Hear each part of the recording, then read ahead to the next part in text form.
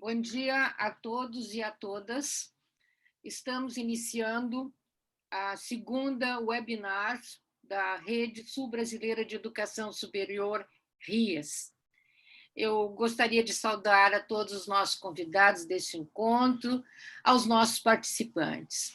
Antes de iniciarmos o encontro, eu gostaria de solicitar que todos deixem seus microfones e câmeras desligadas e que façam suas interações por meio do bate-papo que está ali no Zoom. E, ao final, nós teremos um espaço para que a gente possa fazer algumas perguntas aos nossos palestrantes de hoje. Estamos realmente muito contentes com a acolhida desse webinar. Quais são os objetivos desse encontro? O objetivo maior desse encontro é se integrar a um programa de lançamento da EBS, Educação Superior, no marco da Enciclopédia Brasileira de Educação Superior. A enciclopédia ela será lançada pela editora da PUC, ela já está em processo de editoração, depois de mais de 7 anos de trabalho sistemático de um grupo de pesquisadores nas suas áreas e com suas expertises. Essa enciclopédia ela estará disponível brevemente.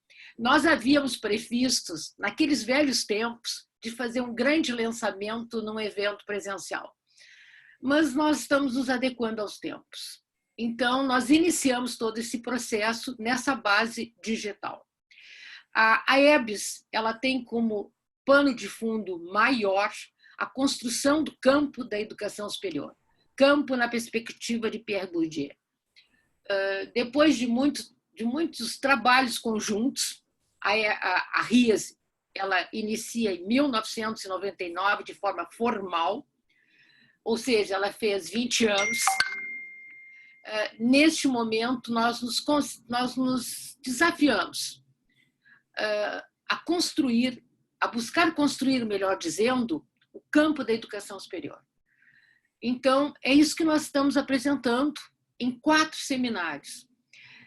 Peço a compreensão que, obviamente, numa palestra de 15 minutos, os nossos, digamos, autores de capítulos não teriam condições de fazer uma sistematização, um resumo, melhor dizendo, daquilo tudo que durante 7 anos nós buscamos construir. Mas é a forma dos tempos de hoje que nós encontramos. No dia de hoje, nós temos a discussão sobre história e gestão da educação superior no contexto atual da pandemia. São nossos convidados, nossos colegas, nossos amigos da RIES. O professor Dr. José Vieira de Souza, da UNB, Universidade de Brasília, a professora doutora Maria Estela Dalpai Franco, da Universidade Federal do Rio Grande do Sul, e a professora doutora Solange Maria Long. Então, neste momento, para iniciar o nosso encontro, eu convido o professor Dr. José Vieira de Souza a se apresentar. O professor Vieira é doutor em Sociologia, professor da Universidade de Brasília, autor de livros, capítulos e artigos sobre educação superior, com ênfase em temas como história, avaliação, expansão, acesso, democratização e internacionalização. Ele é coorganizador de uma coleção muito consolidada de políticas públicas de educação, que foi com livros dessa coleção publicados no período de 2011 a 2018.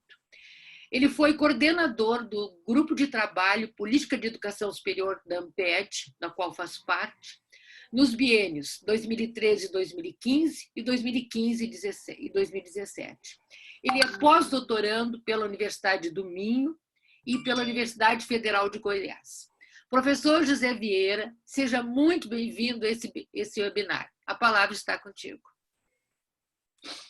Muito obrigado, bom dia, Marília, a todos. Eu gostaria inicialmente de cumprimentar a todos por terem reservado um espaço em suas agendas para participar e assistir à discussão que faremos nesse segundo seminário web, produzido no contexto de produção e lançamento da Enciclopédia Brasileira de Educação Superior, do cenário de educação superior, com destaque para a discussão da universidade.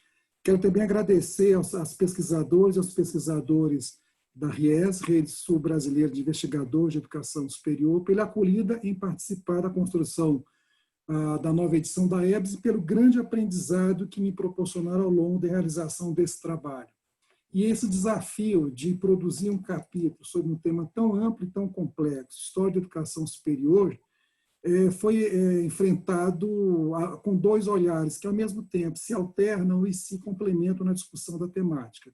Um olhar, ele se abre mais para o cenário nacional e um outro que se volta mais para o contexto brasileiro, obedecendo à questão cronológica, mas também às tendências que a educação superior enfrenta na atualidade. E essas reflexões são feitas nos verbetes, organizados em 4 eixos, que já aparece aí no primeiro slide. Esse primeiro slide, ele mostra os 4 grandes eixos em torno dos quais se estruturou o capítulo História da Educação Superior. Mais adiante, eu detalharei um pouco mais, dentro do tempo que temos disponível, do que trata cada um desses eixos.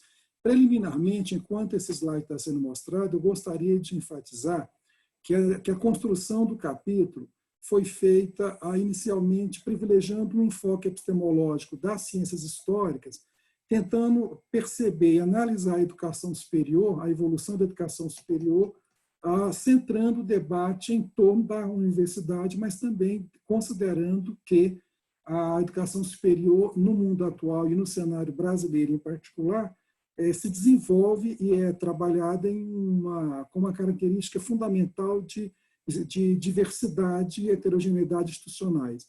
Essa figura projetada, então, mostra os 4 eixos em torno dos quais o capítulo está organizado, na leitura dele, obviamente, é no sentido horário. O primeiro capítulo, então, ele vai discutir fundamentalmente a configuração do campo da educação superior, e nesse momento eu gostaria de enfatizar que nós partimos na discussão do capítulo História da Educação Superior da noção de campo proposta por Bourdieu. Nessa noção, como todos nós sabemos, é entendida como estruturador das relações sociais e utilizamos esse conceito na perspectiva de compreender o campo da educação superior como um espaço de disputa por atores e instituições diversas interessados em sua dinâmica. A partir dessa noção de campo de Bourdieu, nós definimos no capítulo História da Educação Superior o campo da educação superior como aquele espaço formado por instituições universitárias e não universitárias de vital importância para o projeto político dos países e que, dotado de uma dinâmica que continua a defrontar-se com uma série de dilemas, esses dilemas são vários deles, obviamente, decorrentes e simultaneamente geradores do próprio sucesso do campo da educação superior. Vejamos, então, do que trata cada um desses eixos em torno dos quais está estruturado o capítulo a que eu me referi inicialmente. Como eu mencionei antes, o capítulo 1 trata basicamente da construção desse campo da educação superior, ressaltando a diversidade em que ele é construído. Vejamos então, por favor, o primeiro slide, mostrando os verbetes que o constituem, o eixo 1. Eu gostaria de destacar que o último item desse primeiro eixo, denominado Tendências Investigativas do Campo da Educação Superior, mostra basicamente os grandes desafios que esse campo vem enfrentando na história da educação superior e com recorte da universidade, mas também já sinalizando alguns desafios mais atuais no cenário tanto mundial como regional no que se refere ao contexto latino-americano e também nacional, os desafios que nós, a educação brasileira, enfrentamos. O próximo slide vai detalhar um pouco mais, vai apresentar em linhas gerais o que nós discutimos no eixo 2. Esse eixo é iniciado apresentando e discutindo a concepção de universidade, obviamente considerando diferentes referenciais teóricos em torno de um tema tão complexo, e avança para a periodização e a origem dessa instituição. Portanto, voltamos aí à própria origem da universidade, a Universidade de Bolonha.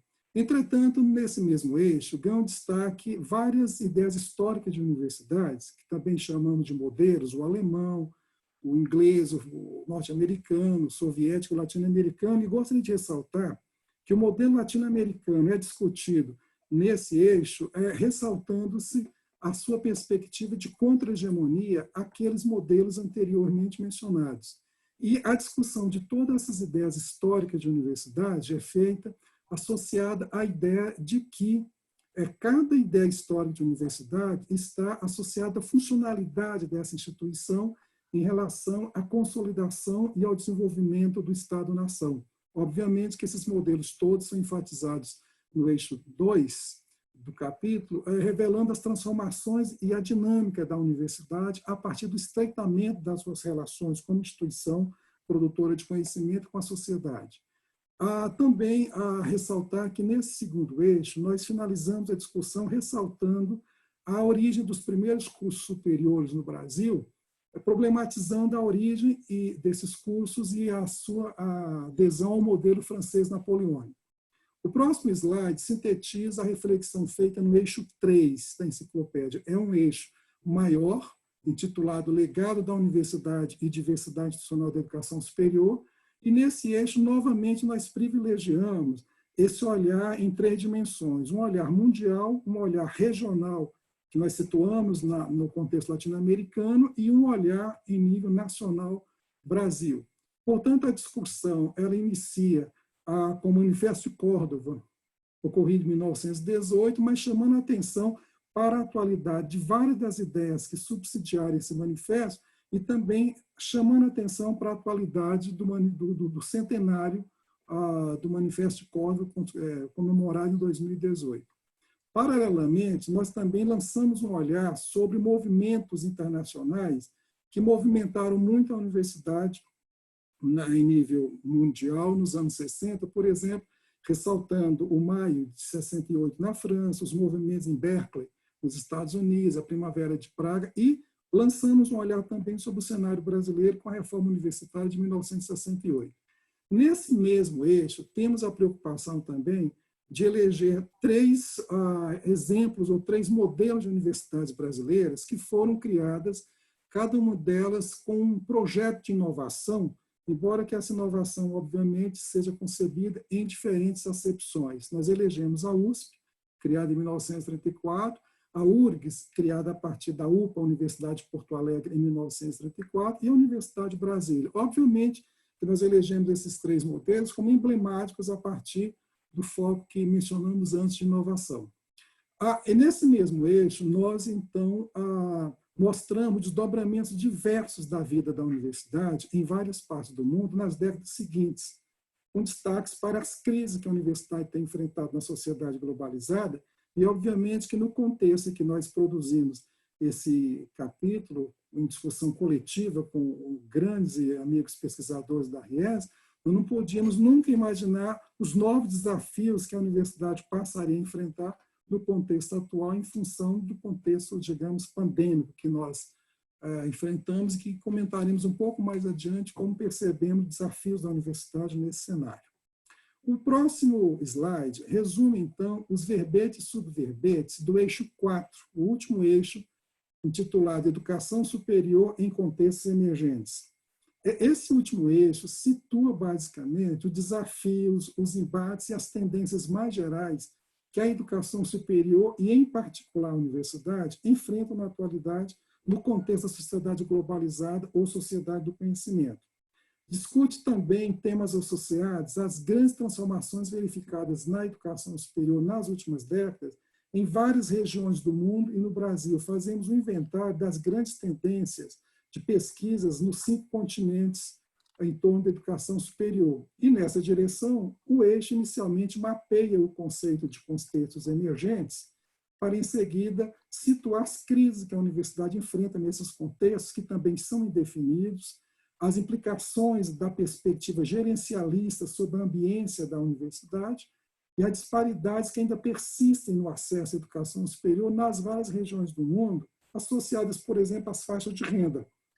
É porque nós discutimos nesse eixo a relação entre educação superior e economia do conhecimento. Essa relação ganha grande destaque no eixo 4. Na sequência, então, esse eixo 4 se dedica a discutir temas de grande impacto para o campo da educação superior nesses contextos. Voltando, então, à minha fala, situando ainda no eixo 4, eu gostaria de ressaltar quais são os temas que nós entendemos que precisam ser discutidos, dentre outros, para situar melhor a educação superior no cenário atual. São temas como a economia do conhecimento, como eu já ressaltei antes, a concepção e as reações ao processo de Bolonha, que é um processo que afeta o mundo todo, definido para a Europa, mas suas diretrizes afetam o mundo, né, todo em termos de educação superior, a Constituição do Espaço Europeu de Educação e a disputa em torno do conceito de World Class University, as universidades de classe mundial, como uma nova tipologia de instituição universitária no contexto do mundo globalizado e da sociedade do conhecimento, ressaltando que as World Class University também estão diretamente associadas à questão dos rankings. Bom, como o conceito de contextos emergentes assume centralidade na discussão do capítulo 4, do eixo 4 do capítulo de Educação Superior, eu gostaria aqui já de destacar o que estamos entendendo como contextos emergentes na educação superior, compartilhando da ideia da professora Marília Morosini, nossa mediadora nesse evento. A Marília define muito bem contextos emergentes como configurações em construção na educação superior, observadas em sociedades contemporâneas e que convivem em tensão com concepções pré-existentes, refletoras de tendências históricas. Eu penso que essa definição de contextos emergentes é fundamental na discussão da educação superior hoje, considerando o foco que é dado no capítulo, que é um foco sócio-histórico da educação superior. Sem dúvida, nos contextos emergentes e fundamentalmente no momento que vivemos hoje, a educação superior lida com uma crise no que diz respeito à forma como a entendemos, aos princípios fundamentais sobre os quais a educação superior, tradicionalmente se assentava, e, fundamentalmente, eu diria, a forma como esses princípios estão a ser minados, estão a ser, digamos, usando aqui uma expressão de Habermas, estão sendo colonizados pela economia do conhecimento. Afinal de contas, nós nunca vimos a educação superior tão orientada pelos princípios da economia como na atualidade. E o último slide, que já foi antecipado, mas é bom que o vejamos novamente, ele apresenta a globalidade do capítulo História da Educação Superior, considerando a ideia de complementaridade e de aprofundamento dos 4 eixos. A tentativa e o grande desafio de construir esse capítulo, e eu não conseguiria, quero declarar aqui de público, que eu não conseguiria fazer isso sem a grande contribuição desse grupo de pesquisadores de elevado naipe sobre a educação superior, foi um esforço, mas a tentativa é de apresentar essa configuração da educação superior no eixo 1 e chegar ao eixo 4, mostrando as tendências atuais. Apresentada, então, essa estrutura geral do capítulo, eu gostaria, então, de destacar algumas questões ligadas à atualidade da universidade, com foco no eixo 4. Primeiramente, eu gostaria de lembrar que tudo indica que nunca se escreveu tanto como na atualidade sobre as crises da universidade no mundo globalizado, que atravessamos nos diversos setores da produção da vida humana. Segundo, eu diria que as sucessivas históricas crises da universidade apontam para a necessidade da universidade refletir sobre alternativas que levam à atuação mais sintonizada com as características dos contextos emergentes.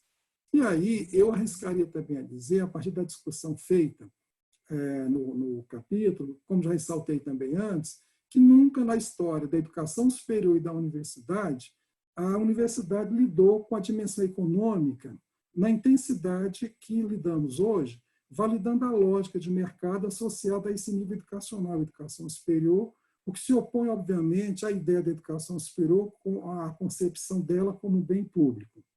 E nessa perspectiva, então, nós temos clareza de que essa economia do conhecimento tem imprimido cada vez mais uma perspectiva gerencialista à ambiência universitária, e aí faz com que a gente pense hoje na universidade, considerando o cenário conturbado que vivemos. Quais questões poderíamos levantar para pensarmos coletivamente, visto que o tempo que temos aqui para debater essas questões é bastante restrito, entendemos isso, mas nós temos o compromisso de refletir sobre algumas questões e contribuir como coletivo para a busca de respostas para elas.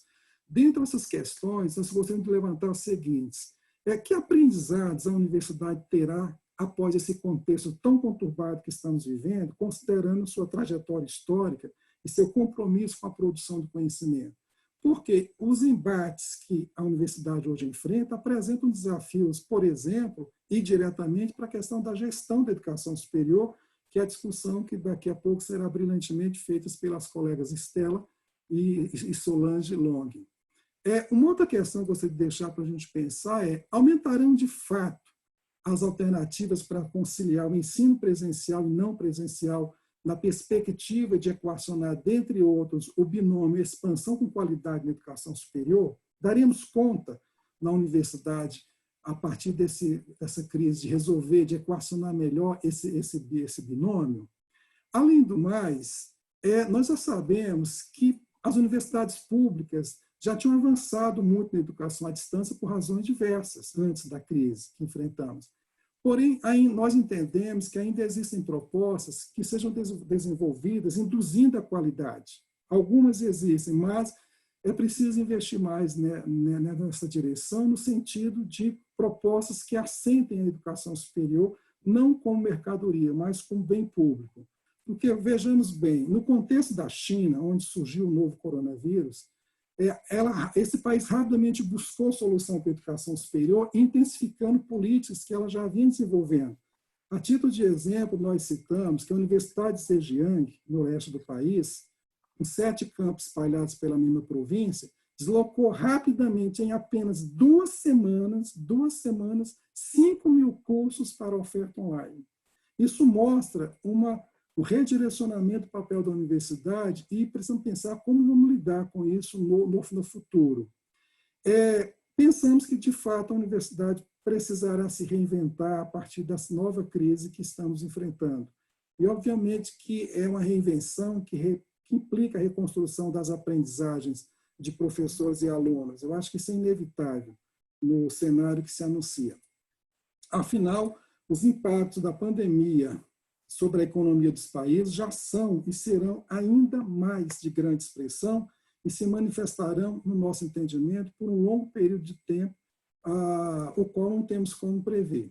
Então, em um cenário como esse, como continuar alimentando e avançando com a pesquisa na universidade, considerando que as prioridades dessa instituição, inevitavelmente, tudo indica que estarão vinculadas à definição de prioridades de ensino, ainda que a pesquisa em saúde, ao que tudo indica também, precisará de mais investimentos por uma questão de demanda social. Como enfrentaremos esse novo desafio?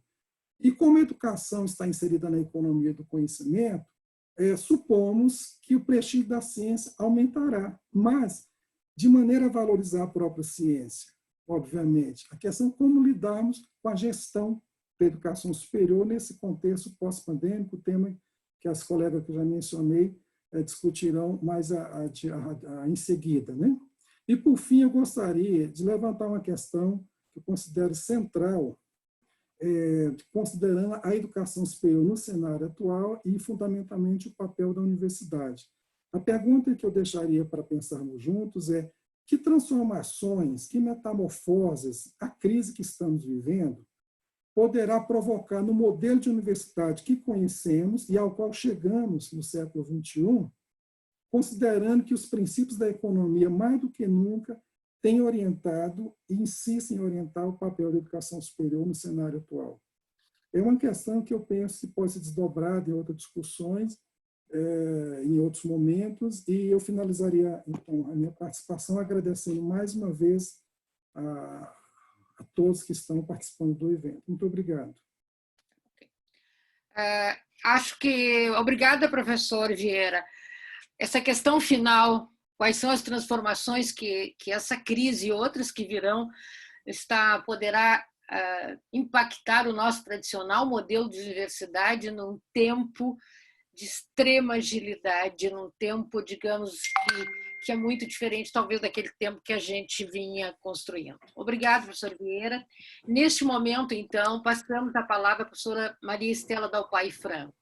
A professora Maria Estela é doutora em Educação pela URGS, mestres em Administração pela Temple University, foi coordenadora do programa de pós-graduação da PUC, que foi vice-diretora da FACED, foi membro do Comitê Assessor de Educação do CNPq, vice-presidente da ANPAE para a região sul, professora titular aposentada, colaboradora da FACED, URGS, coordenadora do GEO-IPESC, pesquisadora e fundadora da RIS, do Universitas BR, da ANPED, e organizou mais de 2 dezenas de livros, possui grande experiência na educação superior.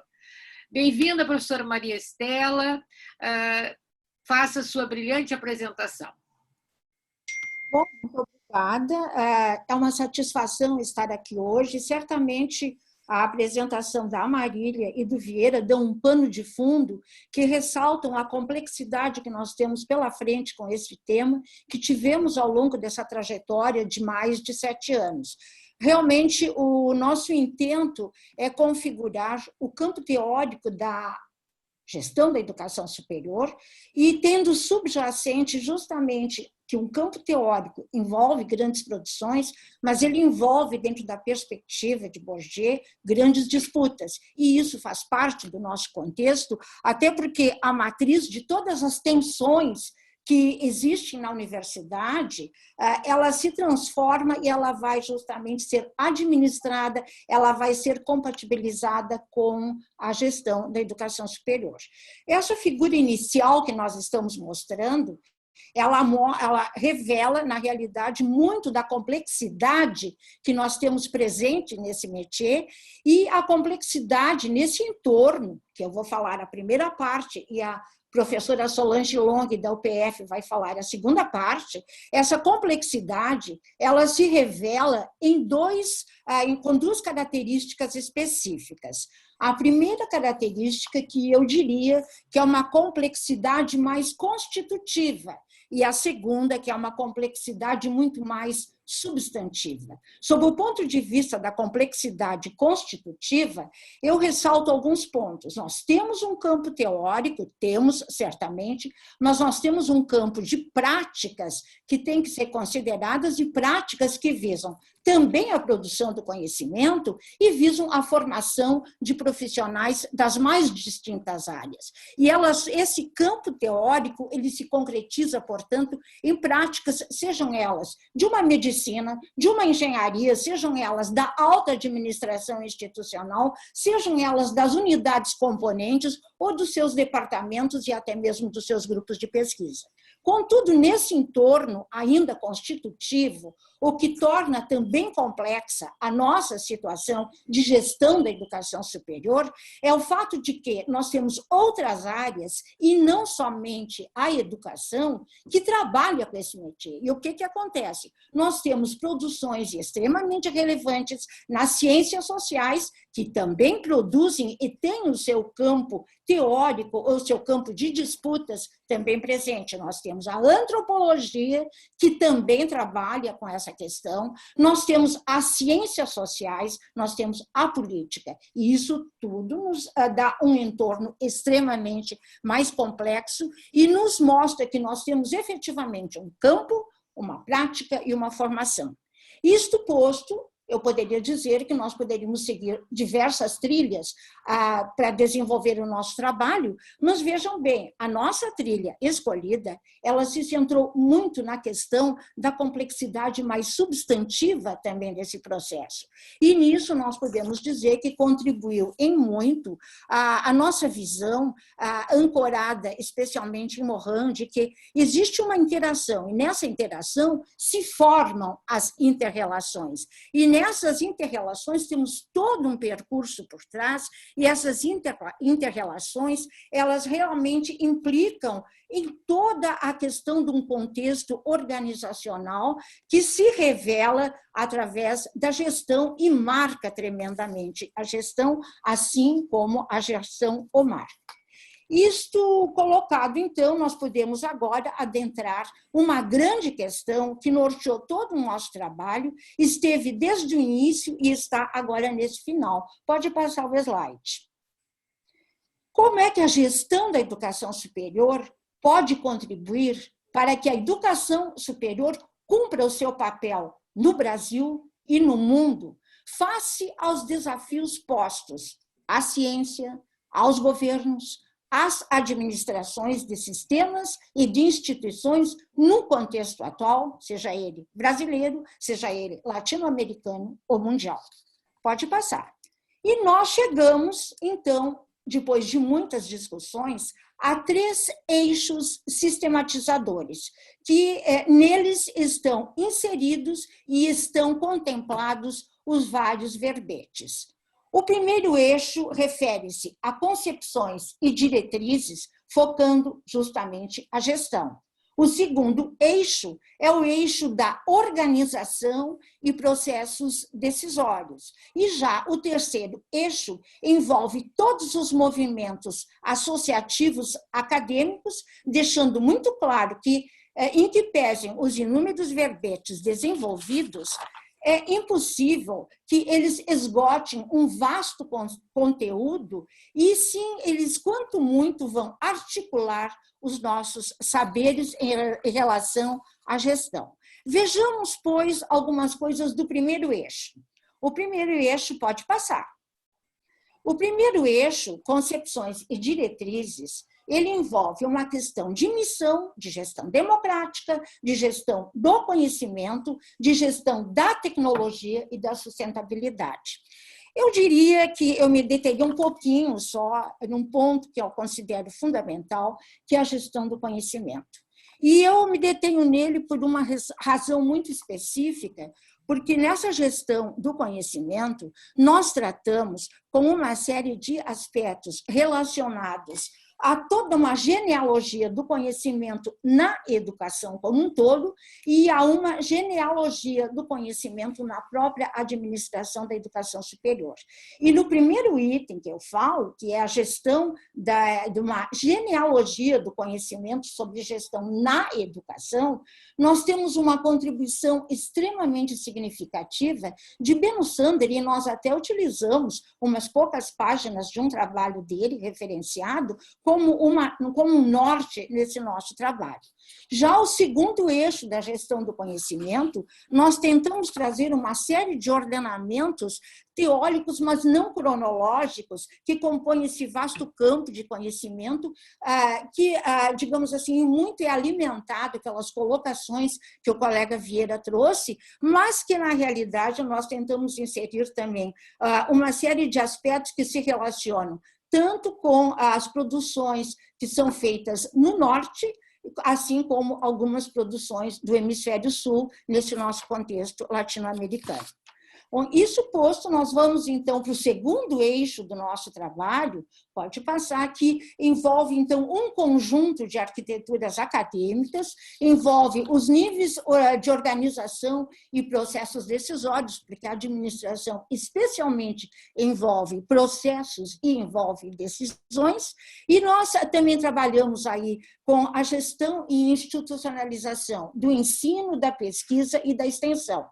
Neste ponto, eu gostaria de ressaltar a grande contribuição que o colega da URGS também, Sérgio Franco, nos deu, porque nós tivemos presente que a participação em diversos níveis institucionais e a participação em órgãos nacionais da educação vem de uma maneira especial para contribuir no sentido de esclarecer todas essas nuances que se fazem presente nesse entorno da gestão da educação superior. E, finalmente, nós entramos na questão dos processos institucionais de planejamento e desenvolvimento da gestão da educação superior e da educação superior como um todo. Eu diria assim que, nesse aspecto, nós entramos bastante na discussão sobre a sociedade de projetos, porque o que está muito presente em todo o nosso contexto de desenvolvimento da educação brasileira e dos, digamos assim, dos caminhos e das trilhas que ela serviu em vários governos sucedâneos, nós vamos sentir que a sociedade de projetos, os planos, eles sempre tenderam a ocupar um lugar central, porque uma sociedade que não tem presente uma educação superior, que não faz o seu projeto, que não tem projetos para arcar com as tensões que se configuram, que não tem projetos para que, na realidade, as dimensões intrínsecas, extrínsecas, substantivas e instrumentais que estão presentes na gestão se façam presentes, nós vamos ter uma série de falhas e uma série de decisões ocas, sem direção, sem fundamento. E, a partir disso, nós também trabalhamos muito com um segundo aspecto em relação aos processos institucionais de planejamento, desenvolvimento e avaliação da educação superior, que é o que se refere ao planejamento institucional e ao desenvolvimento institucional propriamente dito. Que níveis aí estão envolvidos, que teorias estão presentes, que alternativas se configuram, tendo sempre presente aquela nossa questão maior, que é a pergunta de quais os caminhos e como podemos contribuir.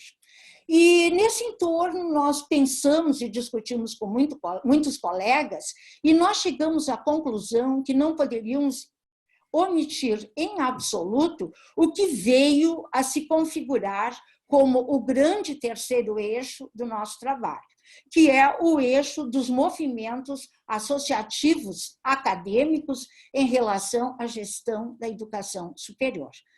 Esses movimentos, vejam bem, colegas, nós vivemos eles permanentemente, no cotidiano. Nós sentimos esses movimentos acadêmicos institucionais, sejam eles nacionais, sejam eles latino-americanos, no nosso contexto internacional mais próximo, sejam eles internacionais, sempre. Nós temos associações, nós temos associações científicas, nós temos associações sindicais, e elas estão em interação com a universidade, elas não podem ser omitidas nesse contexto.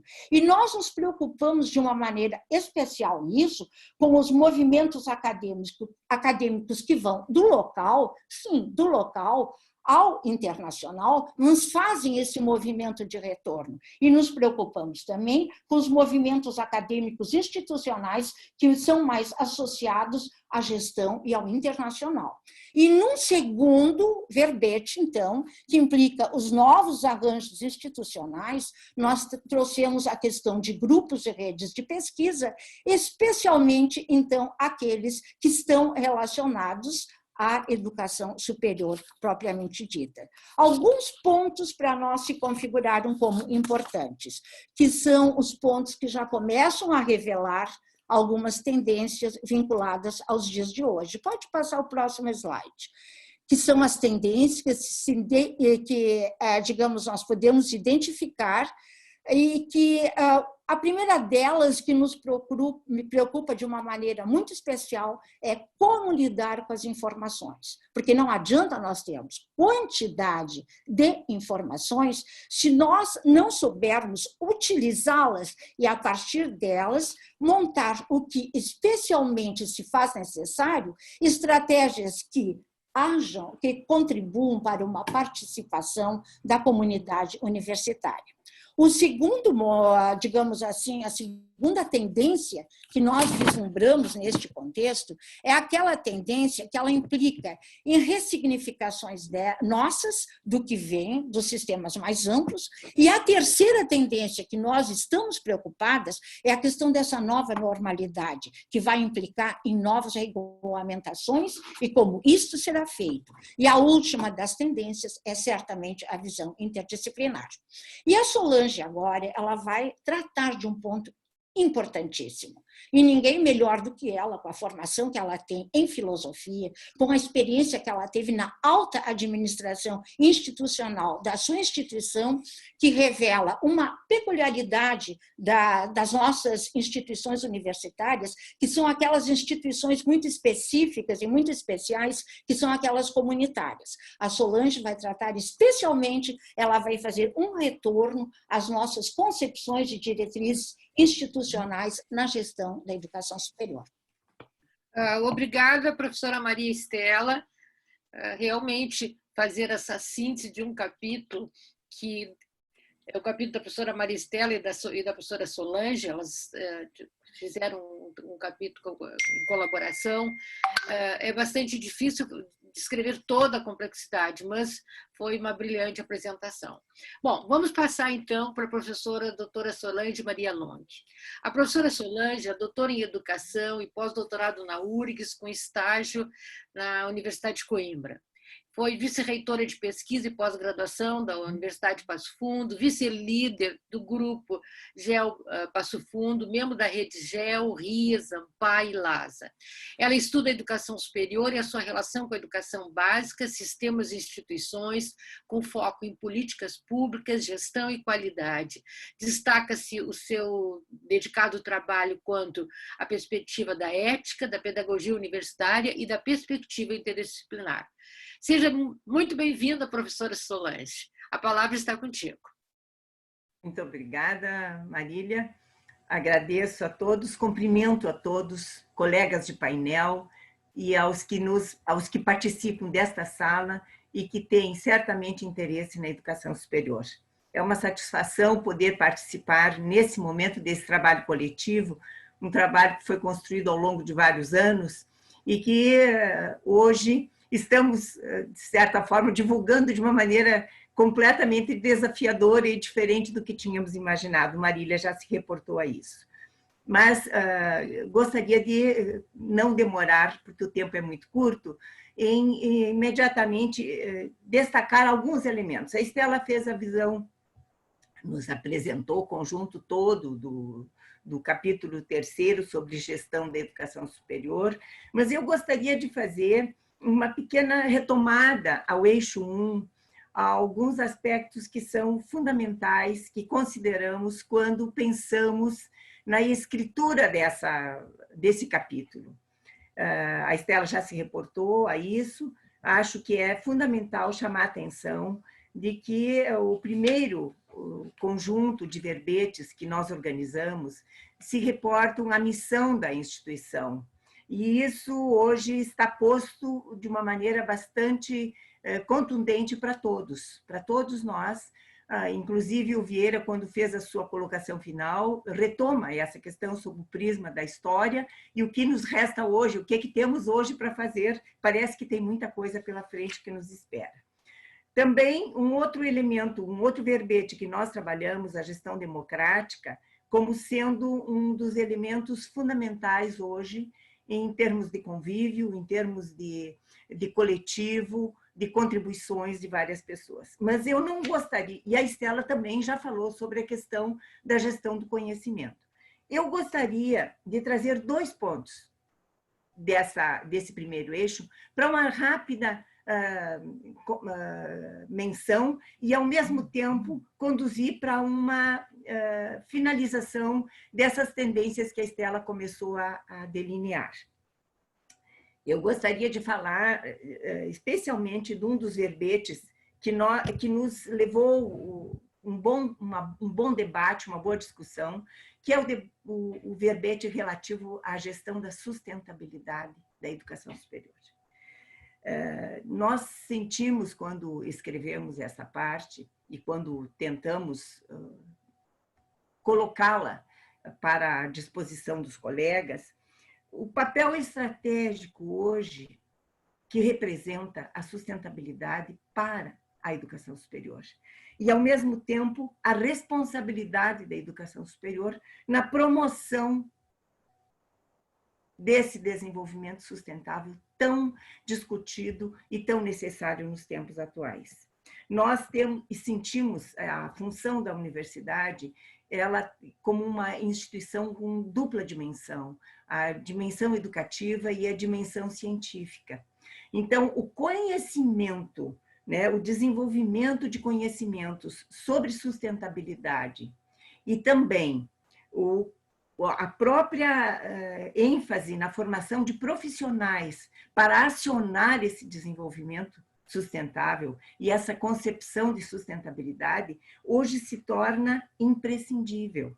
E o que nós sentimos é uma necessidade urgente de uma mudança nos modos de produção do consumo, do cuidado, da preservação das nossas condições de vida, das condições ambientais, mas também da sustentabilidade das nossas próprias instituições, nos aspectos econômicos e financeiros, a sustentabilidade de toda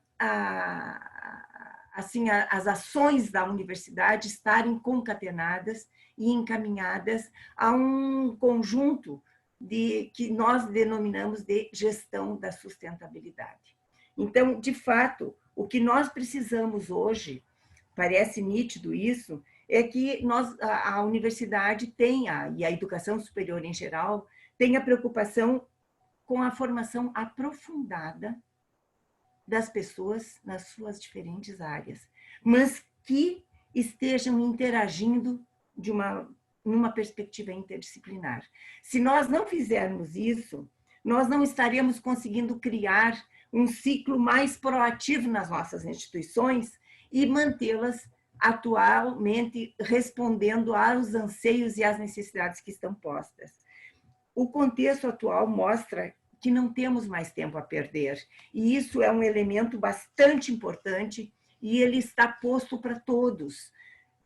O que a gente sente é que nem todos estão assumindo colocando como um dos eixos principais da sua própria gestão e da sua própria organização dentro das instituições, esse elemento da sustentabilidade. Há uma tendência a isso, sim, mas o que nós estamos colocando, me parece que a enciclopédia, no seu conjunto, traz esses elementos também. Um outro aspecto, um outro verbete que eu gostaria de destacar tem tudo a ver com o que está acontecendo no momento, especialmente essa necessidade que agora nós temos de entender que a tecnologia assumiu uma proporção incrível. Ninguém imaginava que nós estaríamos tendo uma alteração tão profunda, tão radical, no modo de vida das pessoas, no modo das pessoas se comunicarem, e também de que forma hoje nós podemos atender às nossas necessidades, sendo que estamos impelidos a buscar novas formas de comunicação. E a tecnologia vem justamente nos mostrar que há múltiplas alternativas ao nosso modo de vida, mediadas pela tecnologia. Porém, apenas essas modificações profundas, assumidas sem uma crítica maior, sem um trabalho de conhecimento, sem um crescimento maior, isso também nos evidencia a necessidade da educação superior hoje, entender a multiplicidade dos riscos que estão postos a uma multidão imensa, né? A imensas populações que não dominam a tecnologia. E então vem justamente o momento em que nós temos uma necessidade urgente de nos assumirmos como agência formativa e agência científica.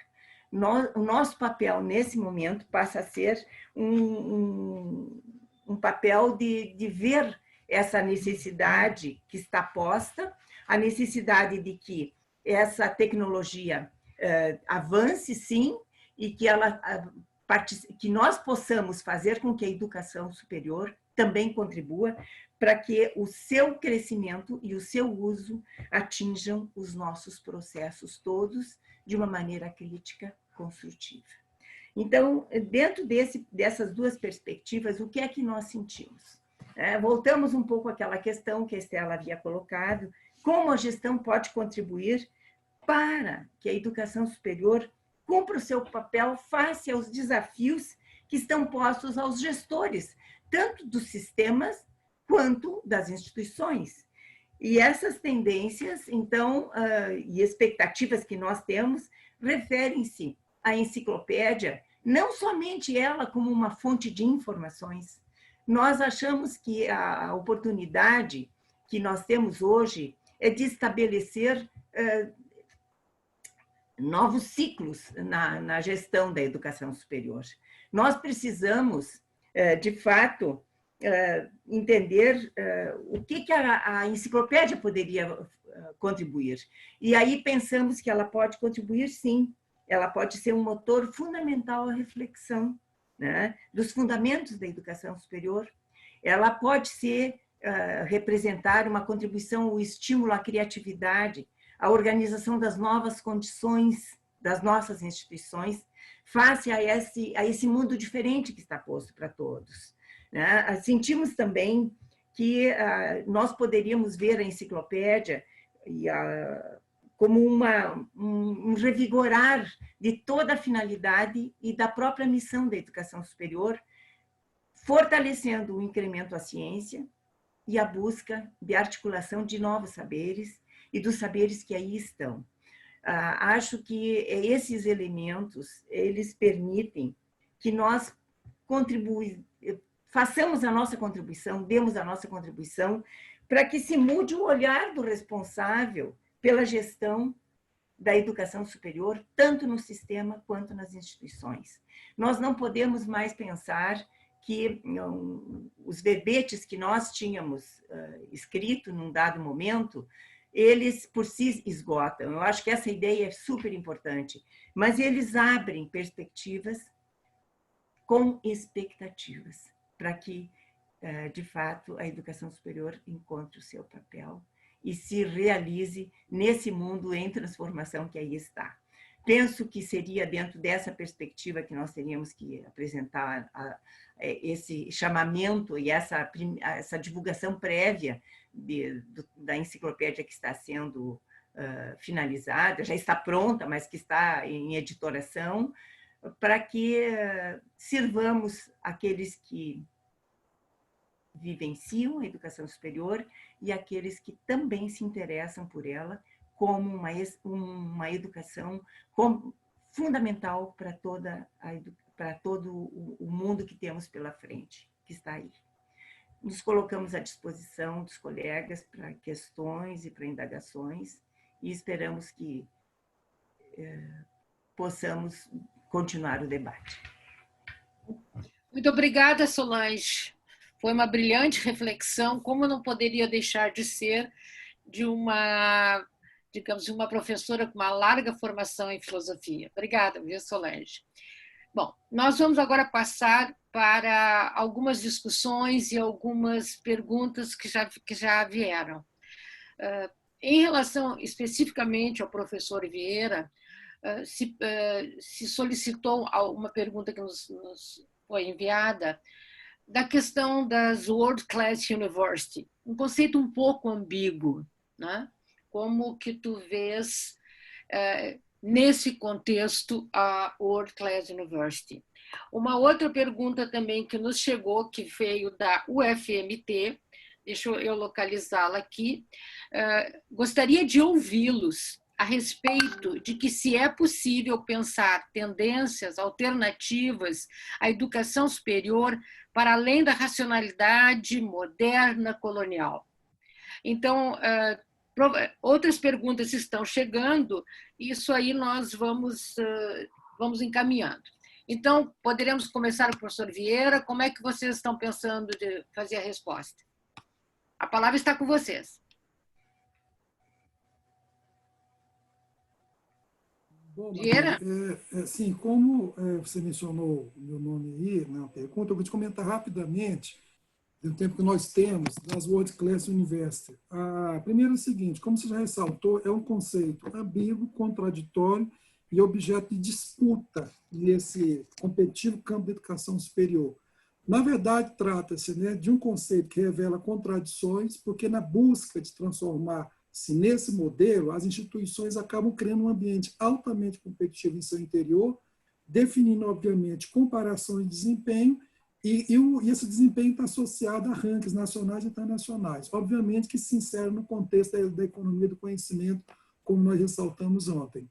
Por outro lado, ainda que o conceito de universidade de classe mundial esteja bastante em foco e se tornado objeto de intensas discussões em fóruns acadêmicos e não acadêmicos, o Beck, que é um grande pesquisador do tema, nos alerta para a seguinte questão: todos querem uma World Class University, entretanto ninguém sabe ainda o que é. Sabe-se que elas têm algumas características, porque são instituições que contam com um corpo expressivo e bastante, digamos assim, proeminente de pesquisadores, têm financiamento, né, garantido, inclusive pelo setor privado, que acaba induzindo a produção do conhecimento, são instituições que possuem publicações internacionais bastante patenteadas, são instituições que têm uma estrutura e dão uma autonomia de publicação para os seus pesquisadores, inclusive associado ao mercado, mas que são classificadas. E essa tendência mundial tem chegado ao Brasil, inclusive, de diversas formas. Por exemplo, se nós analisarmos os PDIs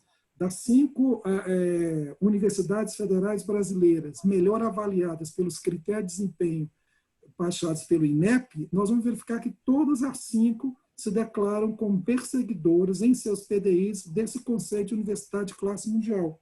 Obviamente que aí exige um percurso muito longo das nossas universidades.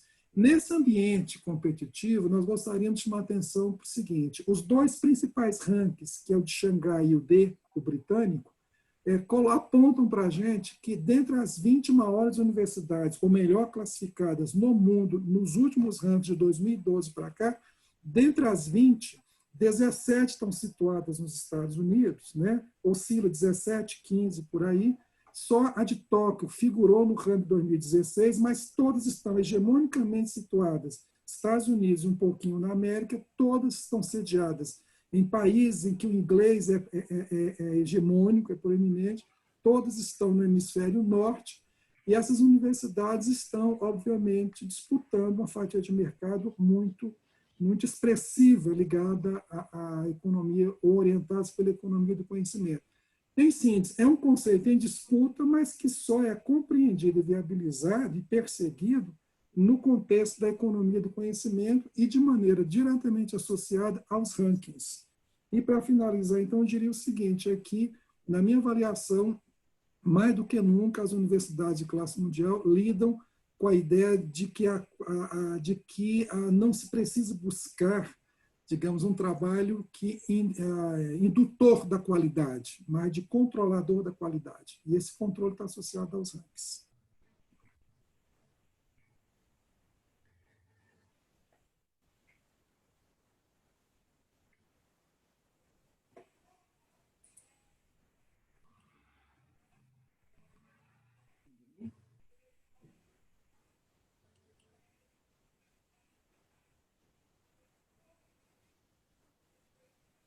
Estou ouvindo. Não. Agora. Ok, estava trancado o vídeo. Bom, obrigada, Vieira.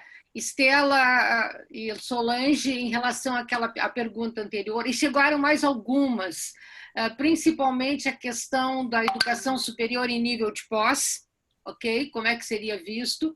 E a Karen faz uma pergunta de avaliação, vamos dizer, da relação com a questão mais tecnológica, né? Professora Solange, excelente seu relato sobre a relação do uso de tecnologias e educação na atualidade, ok? O Cristiano, então, ele agradece também. E, então, basicamente, aquela pergunta inicial da UFMT, gostaria também de ouvir a respeito da educação em nível de pós-graduação estrito sensu, diante do contexto atual. A palavra está com vocês.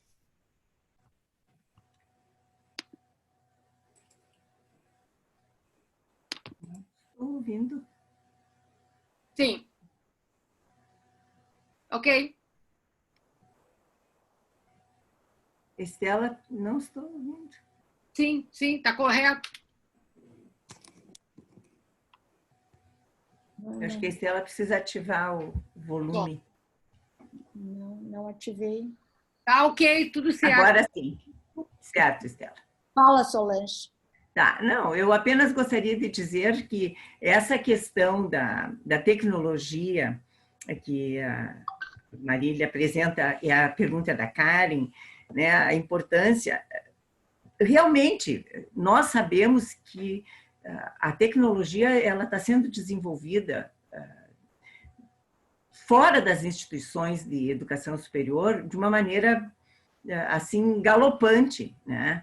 Mas se nós não retomarmos, né, o seu uso, e o seu uso no sentido de nós também entendermos que temos uma função formativa dentro de todas as áreas do conhecimento.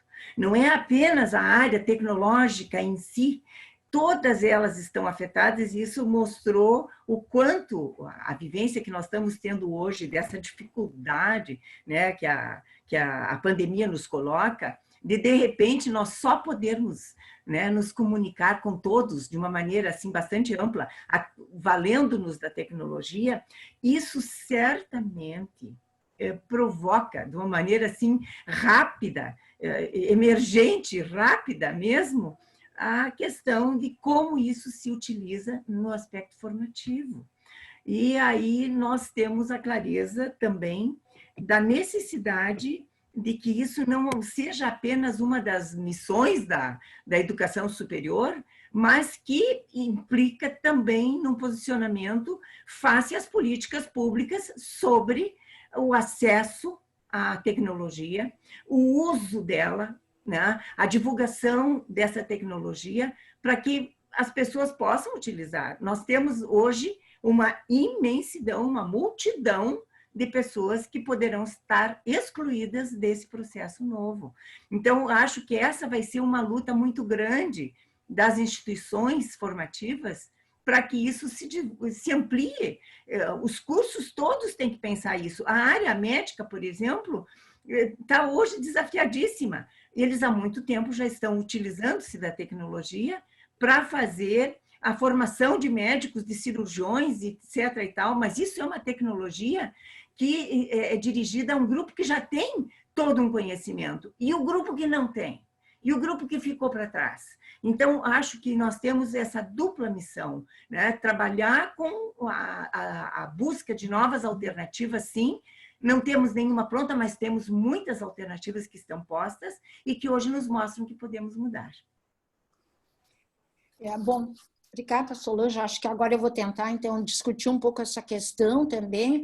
Me parece o seguinte, que, na realidade, tudo está mudando muito rápido. E, muitas vezes, o papel, justamente, da gestão e do gestor, ele não fica muito visível. E ele tem que trabalhar nesta linha de esclarecer uma série de aspectos e entrar não numa questão de tensionamento que cristalize as ideias, mas ter essa interação local, essa interação regional, essa interação mais ampla, inclusive internacional. E eu noto que essa questão, por exemplo, da classe mundial, tá entendendo? É uma questão em que pese o fato que, especialmente as universidades, as grandes universidades europeias e as grandes associações de educação superior europeias e americanas, elas estão preocupadas com a questão. Se, por um lado, tem critérios extremamente, digamos assim, marcantes, que mostram, digamos assim, as universidades que poderiam ser aquelas universidades de primeira linha, existem também uma série de movimentos dentro das universidades e das associações que trabalham especialmente com as grandes universidades e também com essas nossas universidades aqui, mais do Hemisfério Sul. Existe uma preocupação muito grande dessa inserção maior e de dialogar, de ouvir os outros, porque ouvir os outros e saber dialogar me parece que é dos grandes desafios que se abrem para a gestão da educação superior. Vejam, por exemplo, a IAIAR, a European Association of Institutional Research,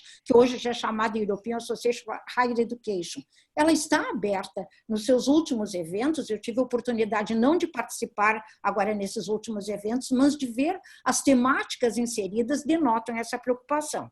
E especialmente nossas, digamos assim, grandes associações que elas discutem essas questões todas que nós trouxemos ao longo e que vão ser trazidas ao longo de todos os nossos webinars. Nós verificamos que, por exemplo, a LASPAL, o LASA especialmente, é uma associação que justamente se preocupa com a América Latina, com a educação superior na América Latina. Ela está atenta para novos arranjos institucionais, para novas modalidades administrativas, para o uso de tecnologia. O último evento que está ocorrendo justamente agora, nesse final de maio e início de junho, esse último evento é todo ancorado numa questão extremamente tecnológica também, que lamentavelmente nós não podemos participar neste momento. Então, eu vejo que isso cada vez vez está mais premente no mundo e cada vez traz mais a importância de que ideias não podem ser cristalizadas, que o diálogo é extremamente importante, que por mais que as grandes construções que de alguma forma foram referidas por nós ao longo do trabalho, que estão presentes, como nós já podemos ver, no trabalho de colegas, nos vários elementos e capítulos que compõem a EBS, nós podemos ver que isto, mesmo que esteja num mundo em ebulição, num processo extremamente dinâmico, num Brasil em ebulição também, nós podemos dizer que tem que guardar uma certa perenidade. Quer dizer, o conhecimento é o conhecimento. O conhecimento tem uma trajetória, o Vieira deixou isso muito claro, e essa trajetória nós temos que ter aquela capacidade como gestores e temos que abrir as oportunidades para esse tipo de conhecimento, para esse tipo de formação,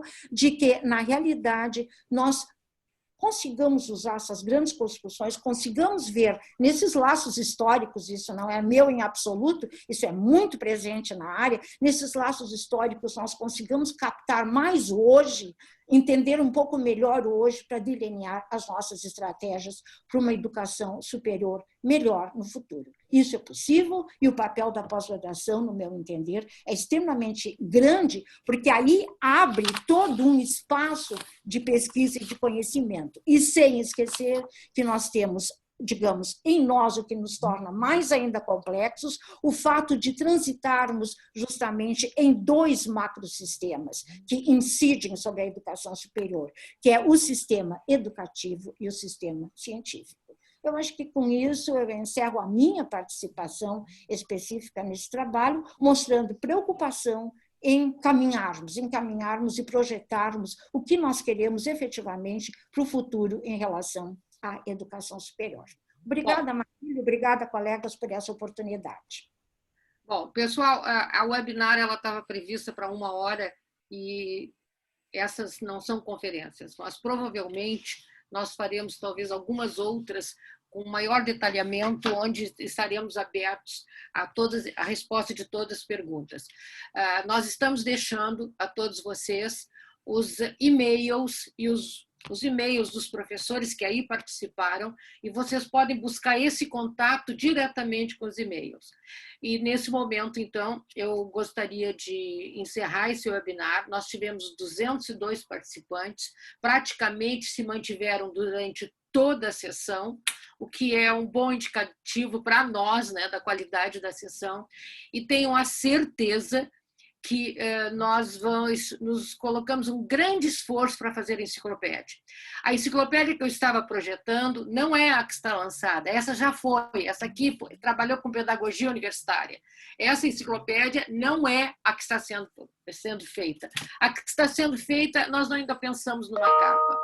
Gostaria ainda de informar a vocês que na próxima terça, às 10 horas, nós teremos o 3º webinar sobre professor e estudante da educação superior. Serão palestrantes as professoras Maria Isabel da Cunha, da Universidade Federal de Pelotas, Doris Pires Vargas Bolzan, da Universidade Federal de Santa Maria, e Vera Lúcia Felicetti, da Unilassalle. Um bom dia a todos e muito obrigada novamente por essa contribuição. Abraços.